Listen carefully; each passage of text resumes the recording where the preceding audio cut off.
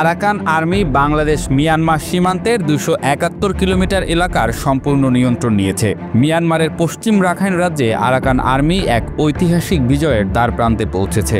১৭টি টাউনশিপের মধ্যে ১৪টি দখল করে নিয়ে তারা এখন সমগ্র অঞ্চল নিয়ন্ত্রণের স্বপ্ন দেখছে। কিন্তু এই উত্থান বাংলাদেশের জন্য বয়ে আনছে অভূতপূর্ব নিরাপত্তা সংকট ও জটিল ভূরাজনৈতিক চ্যালেঞ্জ, এমনটাই বলছেন বিশেষজ্ঞরা।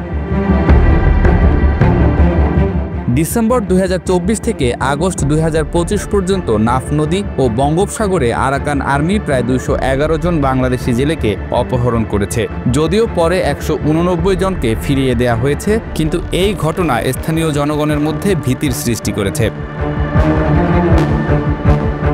বিগত সময়ে সেন্ট মার্টিন দ্বীপের কাছে বাংলাদেশি নৌকায় গুলিবর্ষণ এবং মিয়ানমার নৌবাহিনীর জাহাজের উপস্থিতিতেও নিরাপত্তা চ্যালেঞ্জের মুখে পড়ে বাংলাদেশ।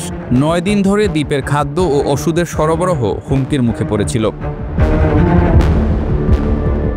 আরাকান আর্মির টেকনাফ স্থলবন্দরের মাধ্যমে বাণিজ্যিক পণ্য পরিবহনে অবৈধ কর দাবি করছে। এর ফলে বিগত ৬ সপ্তাহ ধরে বাংলাদেশ মিয়ানমার আন্তঃসীমান্ত বাণিজ্য স্থগিত রয়েছে। ব্যবসায়ী ও পরিবহনকারীরা নিরাপত্তা নিয়ে উদ্বিগ্ন হয়ে পড়েছেন। আরাকান আর্মির উত্থানের পর রোহিঙ্গা সংকট নতুন জটিলতায় পড়েছে। গত ১৮ মাসে আরও ১.৫ লাখ রোহিঙ্গা বাংলাদেশে আশ্রয় নিয়েছে।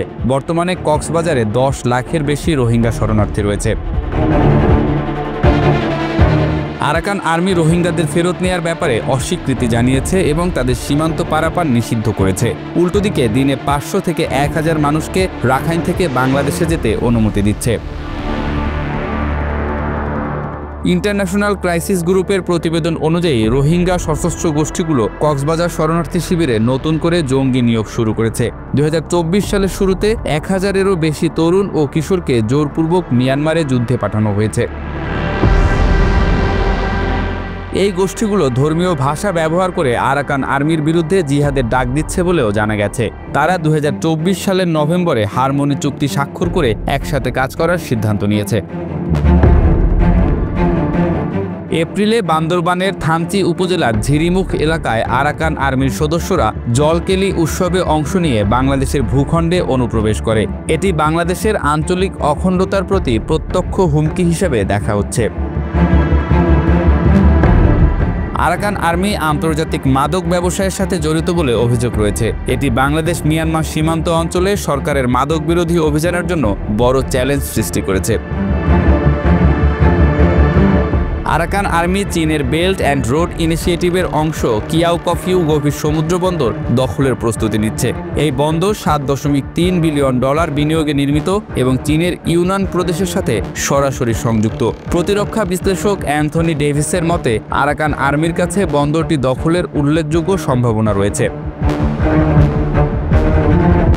আরাকান আর্মির ক্রমবর্ধমান শক্তি বাংলাদেশের জন্য দীর্ঘমেয়াদী চ্যালেঞ্জ সৃষ্টি করবে। তারা ৪০,০০০ যোদ্ধা নিয়ে ইতোমধ্যেই মিয়ানমারের বৃহত্তম জাতিগত সেনাবাহিনী হয়ে উঠেছে। যদি তারা কিয়াওকফিউ ও সিতুয়ে বন্দর দখল করে নেয়, তাহলে চীন ও ভারতের জন্য গুরুত্বপূর্ণ পরিবহন ও বাণিজ্য প্রবেশপথ তাদের নিয়ন্ত্রণে চলে যাবে।